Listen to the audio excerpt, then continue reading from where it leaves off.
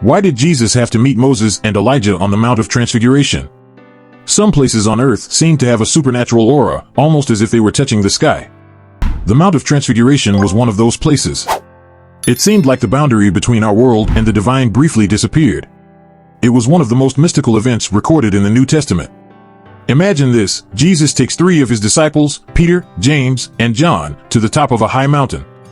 They had no idea what they would find there, but when they reached the summit, they encountered an unbelievable sight.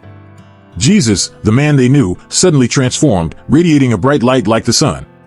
And as if that wasn't surprising enough, 2 illustrious figures from the past, Moses and Elijah, appeared alongside Jesus, conversing with him as old acquaintances. He was transfigured before them, with his face shining brightly and his clothes becoming as white as light. As Matthew 17 verse 2 says, his face shone like the sun. But what if I told you that this mountain holds secrets not only for the disciples Peter, James, and John, but for all of us? Discover in this video the supernatural event and uncover the deeper messages that this radiant experience on the mountaintop holds for each of us today. At that moment, Jesus was no longer the humble teacher or healer they knew. He was shining with divine glory. It was as if heaven itself had manifested and was revealing its majesty right there on the mountain. The presence of Elijah and Moses, figures who lived centuries before, conversing with Jesus like old friends, was a powerful indication that he was deeply connected to the history and prophecies of Israel. And just as abruptly as this event began, it ended equally quickly. The cloud dispersed, Moses and Elijah disappeared, and Jesus returned to his normal appearance. However, the disciples would never forget that day. They had witnessed a glimpse of the true glory of Jesus, a clue to his real identity as the Son of God with a divine nature. They descended from the mountain with their minds somewhat bewildered and their hearts overwhelmed. Yet Jesus gave them strict instructions not to tell anyone what they had witnessed until after his resurrection. They obeyed these orders but were filled with questions, pondering the true meaning of the vision and what Jesus' reference to his resurrection implied. Peter, known for his impulsiveness, intervened, saying, "Lord, it is wonderful for us to be here. If you wish, I will." Here's the rewritten text. "Construct 3 shelters, one for you, one for Moses, and one for Elijah, as it is written in Matthew 17 verse 4. Perhaps in the height of his enthusiasm, Peter desired to preserve this moment by creating a lasting memento of this divine gathering. However, the climax of the experience was yet to come. While Peter was still speaking, a radiant cloud enveloped them, and a voice emanated from the cloud, proclaiming, "This is my beloved Son, in whom I am well pleased. Listen to him," as written in Matthew 17 verse 5. This celestial voice recalls another significant moment, the baptism of Jesus, in which a similar proclamation was made, as narrated in Matthew 3 verse 17. This declaration left no doubts about the identity and mission of Jesus. As they descended from the mountain, Jesus instructed them to keep silent about this vision until after his resurrection, indicating that although the Transfiguration anticipated his glory, the complete narrative was yet to unfold with his death and resurrection. They kept this secret among themselves, discussing what he meant by rising from the dead, as written in Matthew 17 verse 1. On the other hand, Moses was a humble shepherd chosen by God to lead the Israelites out of Egypt. However, like all humans, Moses was subject to mortality.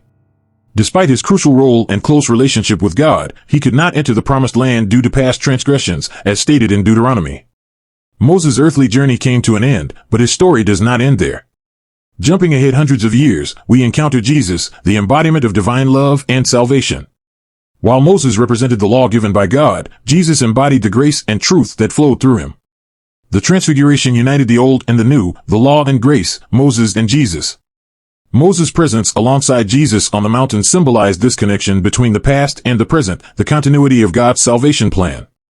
Elijah, on the other hand, held a prominent position as one of the most influential and dynamic prophets of the Old Testament. He lived in a time when Israel had turned away from the true God, worshiping idols, particularly during the reign of King Ahab and Queen Jezebel. Elijah's mission was to call the people of Israel back to the worship of God. What exactly did the Transfiguration represent, and what was its significance? Why did it occur at this specific moment? The Mount of Transfiguration was more than just a change in Jesus' appearance. It deeply symbolized Jesus' divine nature and his unique role in the grand narrative of the relationship between God and humanity. The Transfiguration was a brief moment in which Jesus revealed his divine aspect, establishing his connection with God and continuing the work initiated by past leaders like Moses and Elijah. For Peter, James, and John, this event served as confirmation of their beliefs and an early glimpse into the divine glory that would be fully revealed in Jesus' resurrection. Here's the text rewritten. The significance of the Mount of Transfiguration in the Bible lies in the fact that mountains were not merely geographical elevations, they were special places where transformative events occurred. Due to their height, mountains seemed closer to heaven and, in a sense, closer to God. A notable example is Moses' encounter with God on Mount Sinai, where he received the 10 Commandments that shaped the moral and spiritual framework of the Israelites for generations. The mountain became a meeting point between the divine and the earthly realm. In the New Testament, Jesus' transfiguration with the disciples witnessing the appearance and conversation of Moses and Elijah with Jesus was not just a demonstration of divinity but a moment of great significance. The Mount of Transfiguration represented divine confirmation. The celestial voice that echoed from heaven confirmed Jesus' identity as the Son of God and emphasized the importance of his teachings, a place of revelation.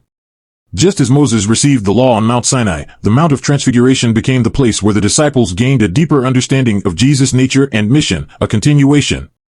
The presence of Moses and Elijah demonstrated the connection between the Old Testament and Jesus' mission, suggesting that Jesus fulfilled the laws and prophecies of the past. The choice of the Mount of Transfiguration as the setting for this event highlighted the undeniable importance of the Messiah that Jesus represented, the supreme act of sacrifice in which Jesus removed the sins of the world and bridged the gap between humanity and its Creator. The transfiguration of Jesus on the mountain provided Peter, James, and John a glimpse of Jesus' glorious nature before his human incarnation and his future splendor. This event may have fulfilled Jesus' earlier illusion when he mentioned that some of his followers would see him in his true form before they died, as reported in Matthew 16 verse 28. Exactly what happened, the Bible does not provide a detailed account of the conversation between Jesus, Moses, and Elijah. However, according to Luke's account, they appeared in glorious splendor with Jesus, discussing the events that would soon occur in Jerusalem, in which he would play a crucial role, Luke 9 verses 30 to 31. Essentially, the Transfiguration serves as a moment of connection, linking the stories and prophecies of the Old Testament with the revelation of the New Testament about Jesus as the Messiah. This mountain symbolizes the convergence of the past and present, highlighting Jesus as a link between them.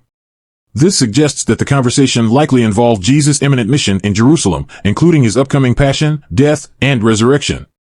After the spectacle, here's the rewritten text. On the remarkable mountain where Jesus transfigured before Peter, James, and John, revealing his divine nature and conversing with Moses and Elijah, the group returned to join the other disciples. The air must have been pregnant with significance as the 3 chosen disciples tried to comprehend what they had witnessed. As they approached the base of the mountain, they encountered a large crowd, including scribes engaged in discussions with the disciples. The Transfiguration was a pivotal moment that confirmed Jesus' identity as the divine Son of God. It also foreshadowed the journey ahead.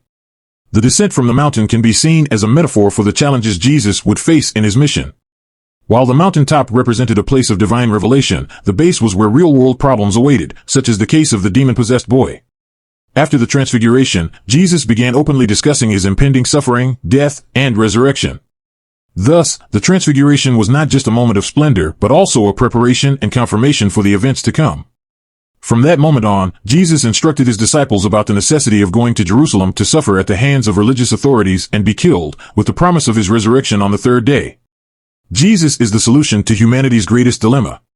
He represents the total fulfillment of ancient promises, prophecies, and laws. Through him, salvation became possible, and God's love was revealed in its fullness. In Matthew 17 verse 1, we encounter a profound event that ties together many aspects of Scripture.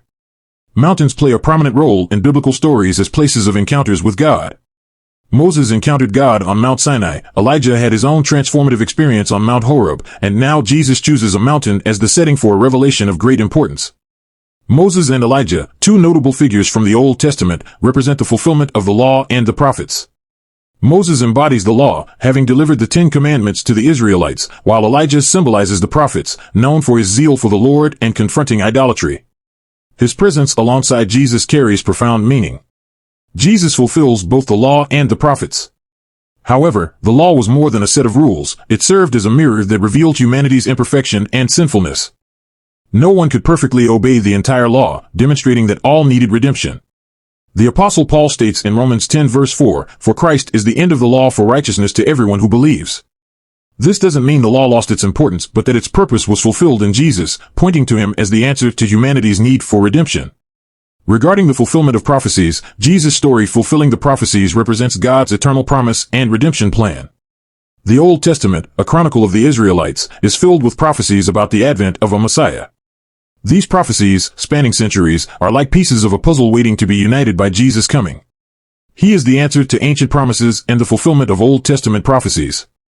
His ultimate goal was to restore humanity to a right relationship with God. The Bible is more than a sacred book. It is a legacy of wisdom, faith, and inspiration that has shaped human history. If this enriched your understanding and appreciation of biblical narratives, don't forget to share your thoughts on the video in the comments below. Subscribe to our channel to continue spreading the gospel to more people. Until the next video.